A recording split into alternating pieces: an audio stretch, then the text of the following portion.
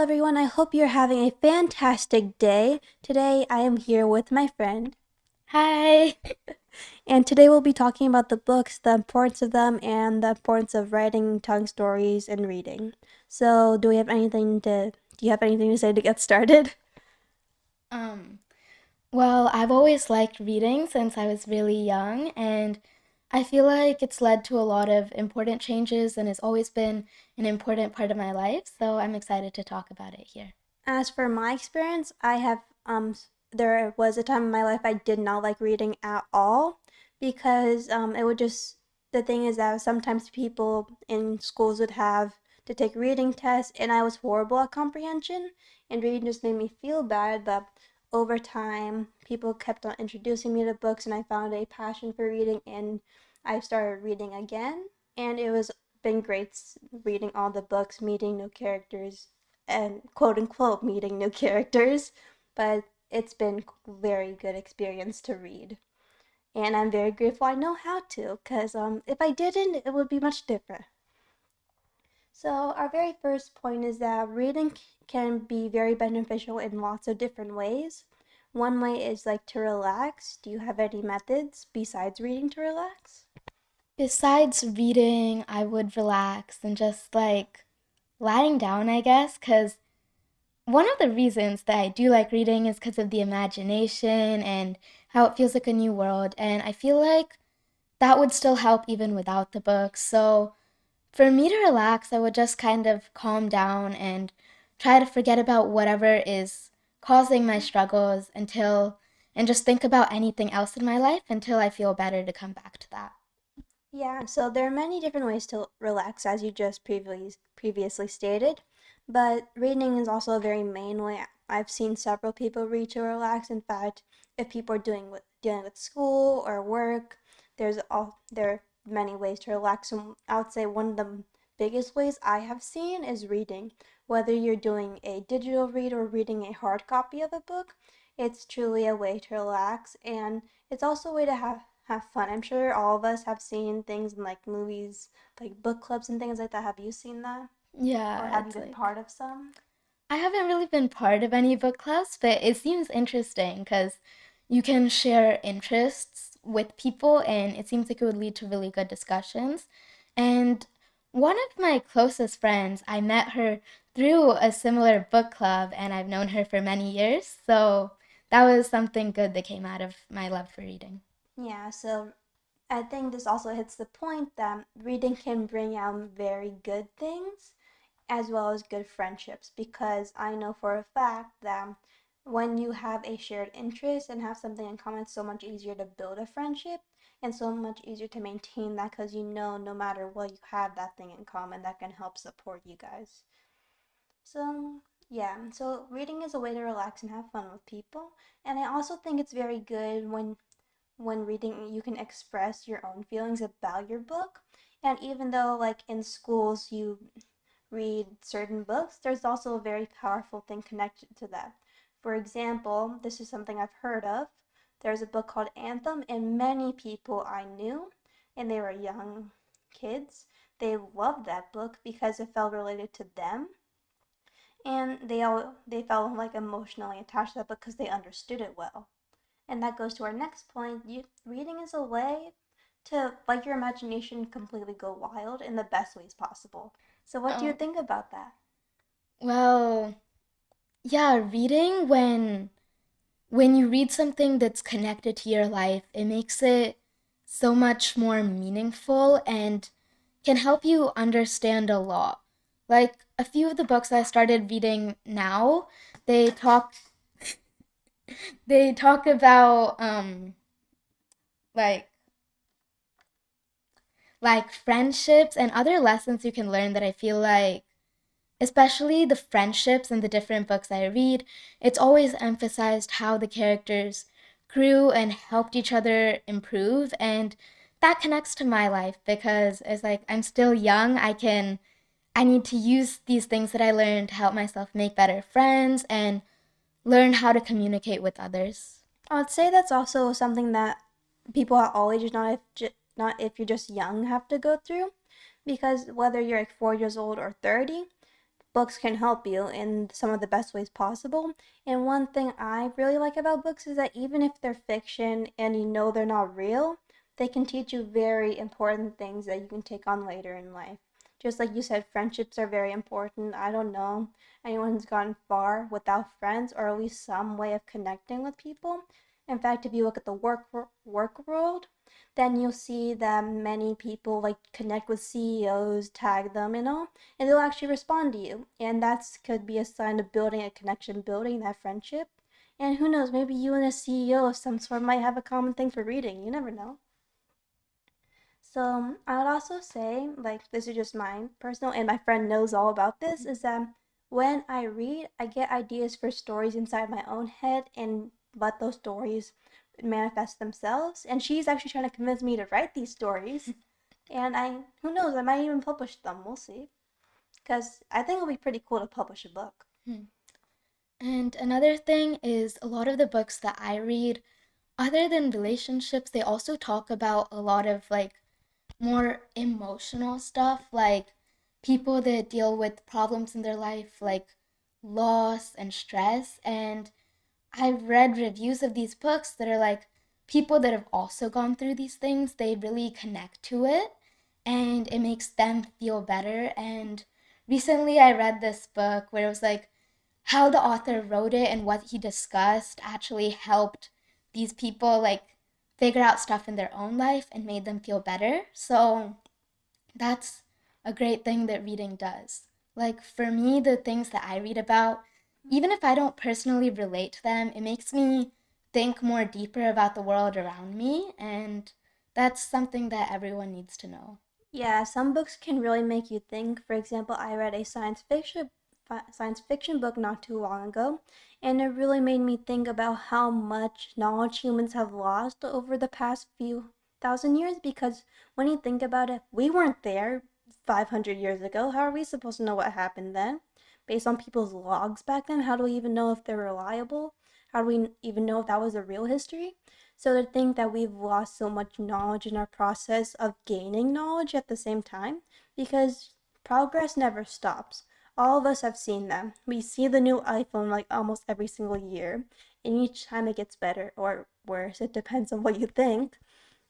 But at the same time, we gain knowledge, we also lose knowledge because, like, older people don't have as good as memory, and that means just think about how much memory they lost, how much knowledge they lost. So that book really opened my eyes in that sense, being like, wow, you really don't know what you have lost until you actually look back and see it. And even then, you don't even know it. So that was just a way to open my eyes, and that goes to our next point, which means reading can teach you a lot about yourself and the world around you. Just as I said, we've lost a lot of knowledge, but we're also gaining every single day. And not only that reading can teach you a lot about yourself, it teaches you about the world around you. So you have any other point to that? Yeah, and in the world around you, that doesn't only include nonfiction books where you can learn about actual history, but you can learn the experiences of others.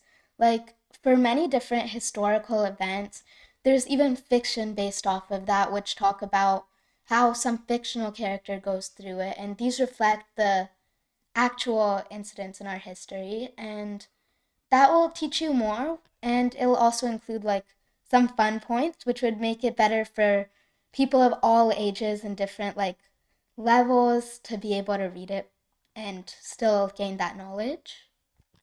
Yeah, like personally in my experience, I've seen so much historical fiction on events that happened in World War II, which I find that very interesting because World War II was a very dark age. Yet it brought so many powerful things and that we learned about it and now we know much better to do it now, to do what's right now. So it can also teach you about history. Like, I'm not sure if any of you guys who are listening to us right now have heard about the I Survived series, but talks about so many different kinds of horrible events that we should know we shouldn't let happen again. And it's I survived those events, which is crazy to think about. Of course, I never read any of those books, but I knew they were historical fiction, so yeah. I also say that when you read books, it can teach you about the world that not only the world that how it was in the past, but also how it is now. Like, I don't think parents remember the drama they used to go through 20 years ago in high school. Like, do you think they remember? Maybe my parents have some stories, but it's not in that much detail. Yeah, exactly. They lose memory. Hmm. So it can also teach you about today's world because what I realized is that I like books that have been written more recently because I can relate to them more. Older books, they're not as good to me because I was young. I didn't know, I don't understand them as much as I do now. So it really just depends.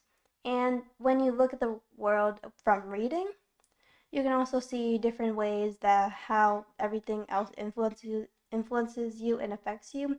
We all know about the digital age, how COVID sort of like boosted everything up, everyone went online, and that also had a big impact. But also, I'm talking about politics, government, social status, all of those can come from reading and impact you as well. So, reading definitely helps you learn. So, anything else before we move on? Basically, the reading and writing is normally a reflection of the world around us because authors would pull from their own personal experiences and other things they see, and that makes the books that we read either fictional, non-fictional, or like even autobiography all have some connection that we can relate to. So this basically means that there's a book for everyone. They just have to find one that connects to them, and books are written in a way that it's like from the authors to the people, so there will always be something that you can relate to and connect to.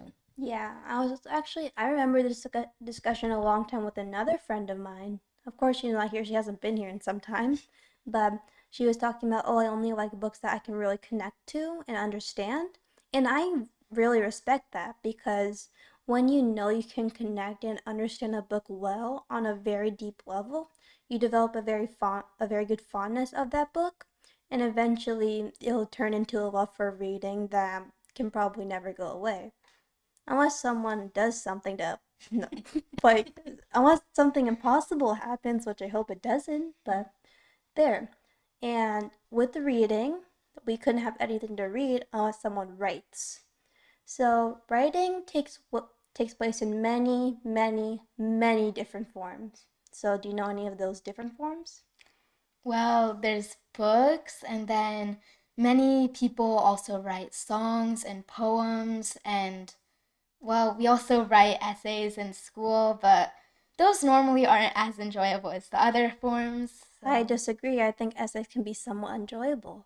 it depends on what you're writing about. I feel like if it's a topic that I'm previously interested in or something that I have information about, writing can be fun. But in a few assignments that I have to do, it's like completely new research that I don't really have a connection to. Then it turns into more stress on finding the right information, fitting in the rubric.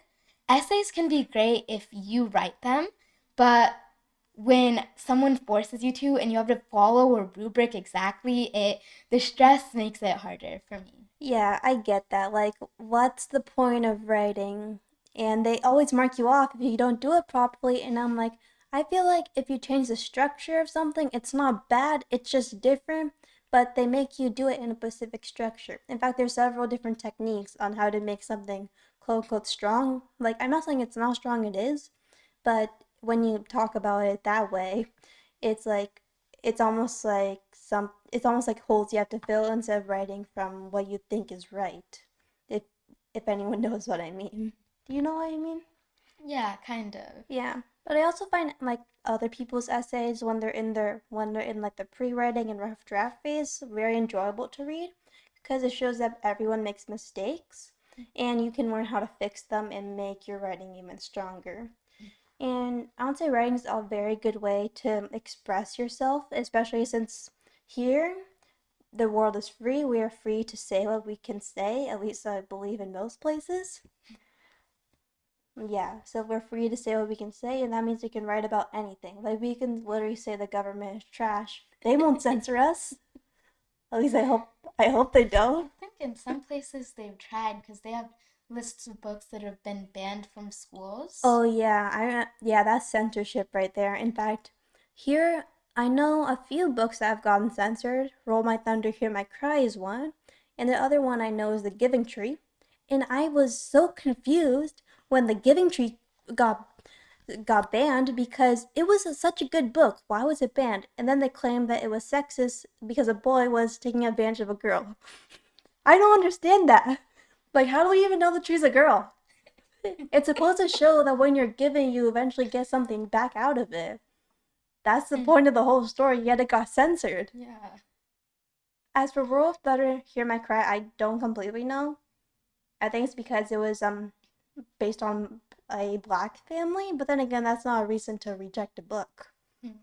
Still, I'm not completely sure of the details. You can go ahead and research that because it's quite interesting to see that even that people say that we're free to speak whatever we want and write whatever we want, that it can still get censored and canceled and whatnot. And that's not just because some people don't like it, which is quite interesting in my opinion because people say this thing when in reality it's not what it seems. Have anything to add to that? Mm, not really on that point. Okay. Yeah. So, as I said before, I'm continuing from here, but as I said before, I've told everyone, as long as you've listened, I'm pretty sure, to past like 10, 15 minutes, that when I look from anything, any kind of form of media, when it comes to TV shows, movies, books, magazines, personal life experience, any kind of those things, those can manifest and those turn your thoughts around and make them full circle, which then combines into stories that you can express. And writing is seriously just another way for you to express yourself. There's a reason people keep diaries because it's too much to take everything in the inside. They have to write it down, they have to put it somewhere, and then they feel good afterward. As for me, a diary has never worked because I'm different that way. But have you ever kept a diary? Not a paper diary, because I feel like, one, my handwriting is really bad. I have been trying, but I cannot fix it. You think your handwriting's bad? You should see mine. So instead, I write online more. So it's just like, I think a few years ago during COVID, when I was a bit more sad, I basically wrote down what I felt.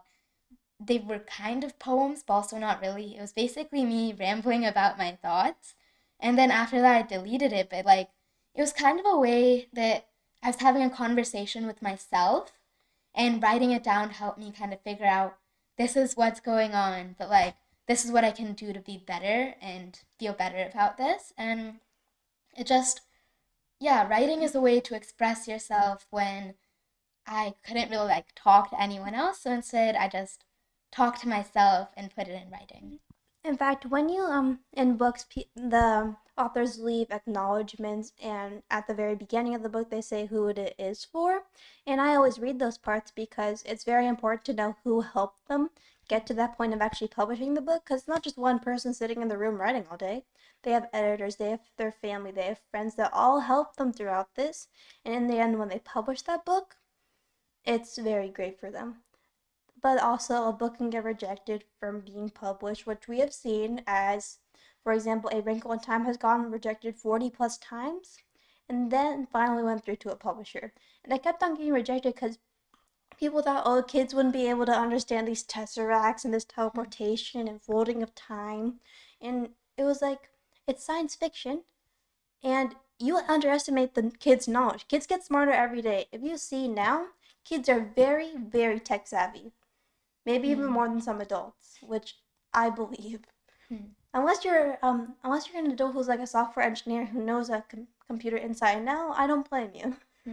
Yeah, you have the right to that knowledge, but kids can really understand those things if you give them a chance to understand. I'll also say writing, it's a great way to express your imagination, especially when you're younger. You have such a big, huge, ginormous imagination. It's crazy. Like, have you ever had any imaginary friends or something growing up? It wasn't imaginary friends, it was an imaginary universe. I made a whole world where the characters were basically, I think I described them as clones of me, but at different ages. So it was like, This was when you were younger? yeah, like 8 or something. So these were like weird clones of me that were like at different ages. There was like two babies and then some older ones, and then it would just be like, I don't really know what's going on in my head. I feel like I was inspired by the movie Inside Out on how like Oh, all of the I love emotions. that movie. In fact, but at the time of this recording, Inside Out 2 is coming out this year, June. June? Yeah, and I'm really excited for Yeah. that. It's going to be so fun. I already know it. I already saw the teaser trailer, so. Yeah, like those movies were my favorite when I was younger. I watched it a few times and I feel like the way that they described all of the emotions as being like personified, that was kind of what I had in my brain. And as I learned more about biology, it became a world inside my own body. Like the cells that would come and fix up the skin after it's cut, those were construction workers. So, yeah, my imagination created a world when I was younger. I also really like how when there are different emotions, they also define Riley as her own persona. Hmm. It's not that she is defined by her emotions. That's what I really like because her personality and she who like she is isn't defined by joy, sadness, and everyone. Sad, all of them think of her as her own person. So it just goes to show that you're not defined by your emotions, you're defined by your personality and the acts you do. But the acts you do are influenced by your emotions, which is why you have to be careful. It's like they work together in a way while also being separate. The emotions have like some control over what she does, but then like you don't always have to let your emotion take over and influence what you do. Like if you feel anger towards something, you don't always have to act out on it. You still have like the control. So, And I also agree with you with the imagination of making your own world.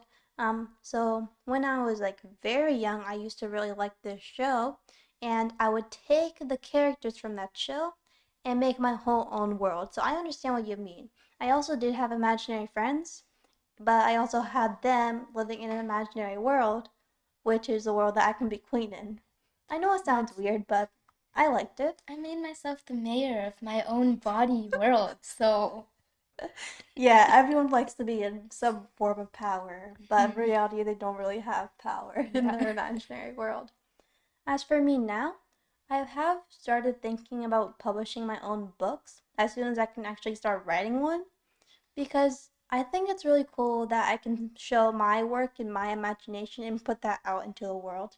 Because I've only talked to my friend here, of course, and someone else about the stories in my head, and I always been incredibly shy when talking about these things because what if someone judges me? I don't want them to think I'm stealing someone's work or think that I'm crazy for making up these stories in my head and making them so incredibly detailed at the same Hmm. time.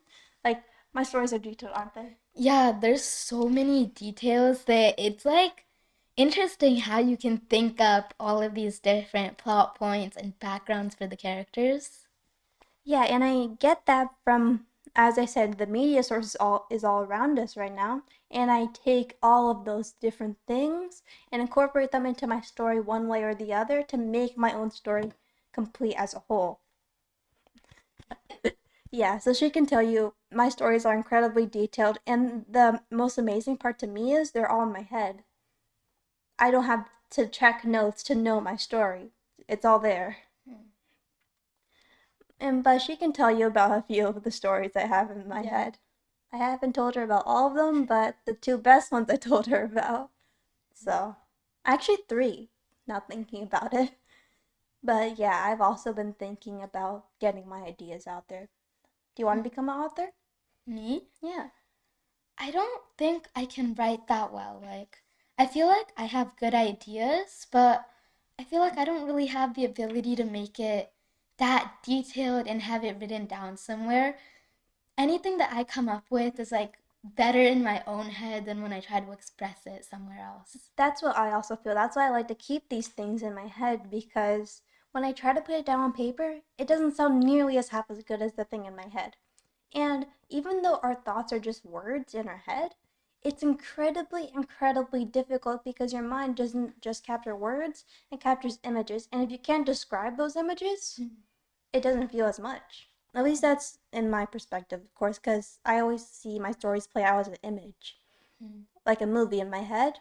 And when you try to use words to describe it, it's really hard to make a good word picture. But one thing I like about the stories that you've shared is they always have so many details, and you take inspiration from other sources, but then it becomes something like of your own. The closest I got to that was when like I would try to insert myself into these stories and be like, basically it's still my life, but what I would do if I was in that world. Especially in fantasy worlds, because there's so many like details and world building that the author's already done. So just like, what would I do if I was there? What would I do if I met one of those characters?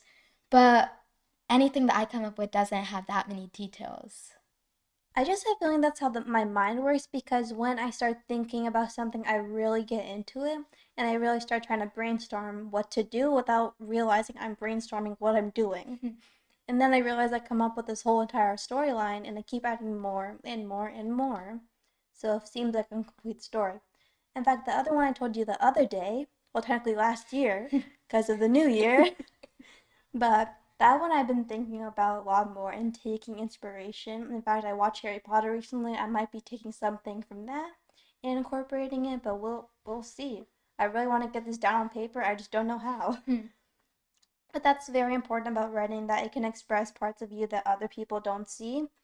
Like that would be a good superpower to have if you can see other people's imagination right in front of you. Like not their thoughts, their imagination. Hmm. But that would also lead to privacy issues because like in what we've discussed, like our imaginations have like so much details and are based off of our own lives, so it's like weird to you can learn so much about someone else from their imagination. Yeah, I'm not saying that to violate their privacy, of course, but I'm just saying, wouldn't it be so interesting Yeah. that you can see other people's imagination, what they think is very creative? In fact, over the time I've grown up, it seems very difficult to define the term creative, because creative basically means you yourself, your idea. But when you really think about it, ideas come from somewhere. So that really raises the question: is anything truly creative? Or is it when you incorporate several things together that makes it creative? I think creativity goes back to like expressing yourself. It's just anything that can kind of invoke emotion, either in some art that you did that depicts an image or a story that you write. Nothing can be truly original anymore because, like, we've talked about this in school. I don't remember exactly what it's called, like Hero's Journey, where many like fictional stories follow the same plot line because there's not that much you can do with the amount of stories that are written. It's just the different ways that you put your thoughts down, the small things that you change that make it personal and have people learn something from you about you. Mm-hmm.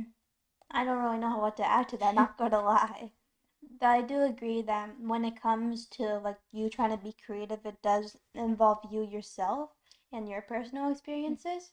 And when you like try to learn about authors and when you learn about the books that they write, you learn a lot about them. For example, J.K. Rowling, who wrote the famous Harry Potter series, do you remember the Dementor characters? Hmm. Yeah. Those things, before J.K. Rowling published her first book, she was actually suffering from depression. And that's how she got the idea for Dementors, because Dementors basically suck the life out of you, and that's sort of how she felt back in those days when she was depressed. But she got better and she became a world famous author afterwards. So, from personal experiences can come imagination, and so the other way around, if you get what I mean. Yeah, so I would love to explain my stories to you, but as I said before, I don't feel completely comfortable. But I have a feeling that I feel like sometimes it's really sad when authors go away or when you finish a series because you know there won't be any more of those books. When you see it ending, you just want it to continue forever. Yeah. I don't really know how to explain this because it has been like a month since I read this book, but I recently started reading books by John Green, and one of his books, The Fault in Our Stars, they kind of talked about that where the main characters went to go find the author of a book that they both liked so that they can ask him how the book ended. And he So didn't a book really about a book. well, yeah, there was a book inside and they went to go find the author. And I don't remember exactly what he said, but it was like he doesn't even really know how it ends. And even in that, he pulled a lot of what he wrote in his own fictional book from his own life. So it's like after a book ends, sometimes even the authors don't really know where it goes from there. It's just up to your own imagination. Yeah, that's also how I feel. I I really want to finish a series I started last year, but I wasn't able to. I wasn't able to get the books, but it really made me. And then a few years ago, I finished, like when I was very young, I finished a childhood series by Liz Kessler, if you guys have heard of Emily Winsnap. But I thought the series was over. I thought it ended. But when I came back to the library so many years after, there were more books. And I was like somewhat excited and mad at the same time because excited there are more books for me to read, and sad and mad at the same time because I thought this thing ended because it seemed like a clean ending when in reality it wasn't. But then I got the real ending and I was like, huh. And also like I remember our other friend talked about this earlier. When you like read teenage fiction or books about teenagers, you want to see what they are in their adult life, Yeah. which I think is very interesting because teenagers are crazy. I think all of us know that. It's like they're still at a young stage in life that there's so much left in their life to like learn about, and people like change as they grow up, which is like no story would really end unless the characters are dead, because there would always be more in their life. Our lives are constantly changing. Like many years ago, no one would really expect that like COVID would happen, because that was like a big impact on all of our lives. Yeah, So, COVID happened and here we are. And we're very lucky to have lived through COVID because we don't get pandemics very often in history. It's like once every few generations, and that we were a part of this time, and that we know that 30 years from now, people will be studying this and be like, what was it like during this pandemic? And that would be also quite interesting. All right, so now since we have discussed all of that, I think the best way to sum up this whole podcast is for each of us to talk about a specific book. Of course, we have mentioned books throughout the whole time we have been talking, but now we're actually going to talk about a few specific ones. So, do you want to go first? sure. So, one book that I've read recently that I really loved was Letters to the Lost. It was a realistic fiction, and it was a really like emotional story, and I liked it because of the things that I learned from it. So, So, like, what kind of things did you learn from it? so kind of explaining the background of the plot. One of the main characters is a girl who lost her mom in a car accident. So she would, Does she know about her father? hmm? Does she know about her father? Yeah, she lives with her father Okay. still. So she would write letters to her mom and basically put it at her mom's grave. The other main character, he basically, Let me just hmm? stop you right there. I just that connects to some other thing I read. It's really hard to remember names of books, which I now I remember. It's so here's a book. This is not the one I'll be discussing, but I just made a connection. It's called The Line Tender. So after the main character, the girl's friend died. She just to try to get over the fact that she lost him, she would write postcards and mail them without a stamp or signature or anything, and she didn't expect that her friend to write back, but she just had to need to get it out somehow. So I connect that. That's very similar. So the other person was a boy, you said? Yeah. So the second character, the boy, he basically also went through some loss in his life. And one day he basically got drunk and crashed a car. And clearly that Are these is wrong. teenagers? Yes. Okay. So clearly, because this is wrong, he like gets arrested, and it's like his service, because he's still a child, like a minor, he has to work in a graveyard, and he sees her letters and responds to it. And over the course of the book, they basically just bond and help each other get over the grief. Like, there are points in their lives which it just affects them more, and they help each other get through that. Now I'm confused. Is the boy trying to pose as the mother, No, but it's just his? he basically just read the letter, and he also got emotional because he lost his sister in a car accident too, I think. Mm-hmm. So he basically wrote like, I understand your pain. In the beginning, she got mad at him because she was like, oh, you don't understand my pain. How can you respond to this? But then over the course of many So did letters, they and eventually meet each other, or did they meet each other in the so beginning? they also know each other from school, but they Oh, don't okay. know who they're talking to.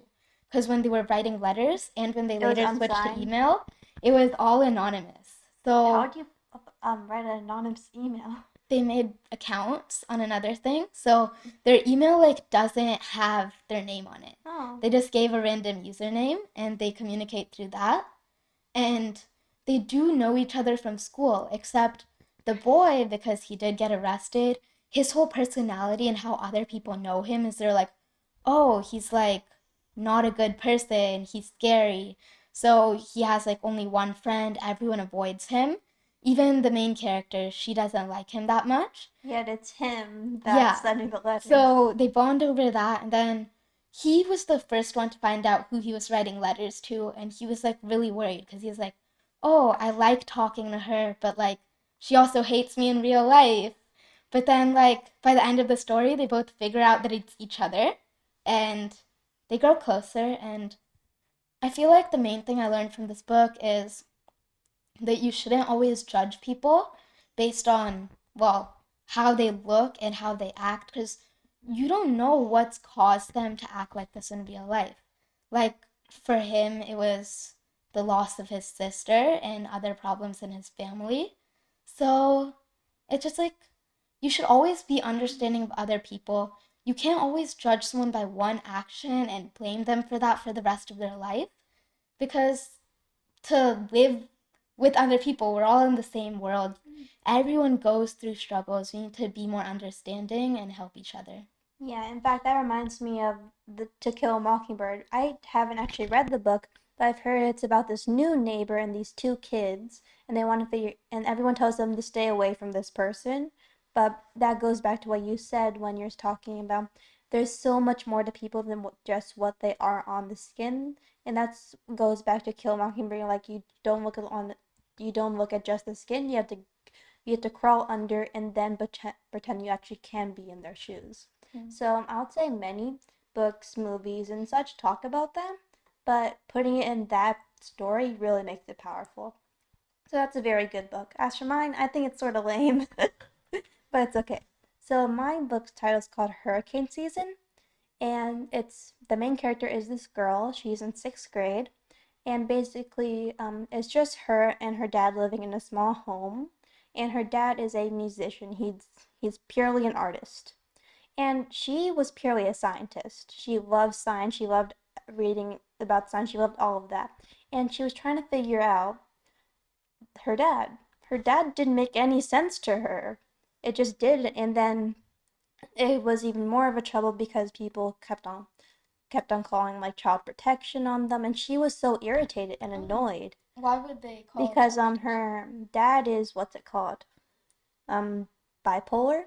Oh. Yeah, and she just thought I need to protect my dad because it's only her Mm. mom left right after she was born. She never knew her mother, and it was just very interesting because out of her emotions for her father, and we only see from her perspective, and then a new character, Mark, their new neighbor, comes in and changes the whole dynamic of the household. It becomes very interesting to see how she matures through all these changes, as well as how she feels throughout all of them, because she has to see her dad get drug tested, she has to see all these different things, and she doesn't like seeing it. And then decided to take an art class at school so she can try to understand her dad. And she was like, and at the end, she even admits, I don't even know why this helped. But it actually did help because she tried to understand, and that made her a better person entirely. So if I remember this one line, and because it was like near the climax of the story, she instead of going back to her home, she just dropped her bag and started walking because her dad would sometimes go out in storms. She didn't know what she saw. She just saw that they were terrifying. He thought it was beautiful, and it was like this whole thing. So it was just like very interesting. And then she decided to finally go out and try to see what her dad saw. That was not safe. Do not go to a store. Do not go outside your home in a hurricane. Don't do that. Yeah. Just don't. But she just wanted to see what her dad saw. In reality, she doesn't think she saw something, but at least she tried to understand. She wanted to get to that place.